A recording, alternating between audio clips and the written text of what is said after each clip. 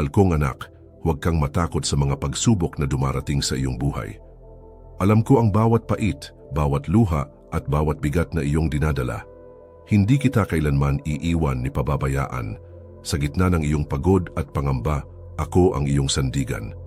Kapag pakiramdam mo ay nag-iisa ka, tandaan mong kasama mo ako. Kapag hindi mo na alam ang gagawin, ibigay mo sa akin ang iyong mga alalahanin. Ang aking pagmamahal ay hindi nagbabago, hindi nababawasan at hindi nawawala. Lumapit ka sa akin, anak. Pahinga ka sa aking piling. Ang mundo ay puno ng ingay at kaguluhan, ngunit sa akin, makakahanap ka ng kapayapaan. Ang iyong halaga ay hindi nasusukat sa mga pagkakamali mo, kundi sa aking pag-ibig na walang hanggan para sa iyo. Manalig ka dahil may magandang plano ako para sa iyo.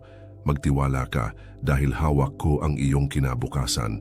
At higit sa lahat, huwag mong kalimutan, mahal na mahal kita.